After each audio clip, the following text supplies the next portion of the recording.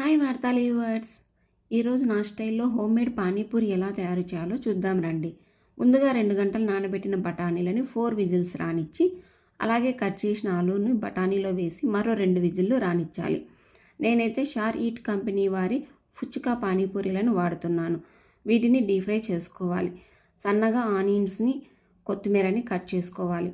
ఉడికించిన ఆలూని తొక్క తీసి ఒక ప్లేట్లోకి స్మాష్ చేసుకొని సరిపడనంత ఉప్పు, కొత్తిమీర, జీలకర్ర పొడి, ధనియాల పొడి, గరం మసాలా, కొంచెం కారం వేసి బాగా కలుపుకోవాలి. ఒక బౌల్లో 2 గ్లాసెస్ వాటర్, అందులో ఐస్ క్యూబ్స్, కొత్తిమీర, మదర్స్ కంపెనీ వారి పానీపూరి మిక్స్ పేస్ట్ని రుచికి తగినంత వేసుకొని కలుపుకోవాలి. అంతే అండి, హోమ్మేడ్ పానీపూరి రెడీ.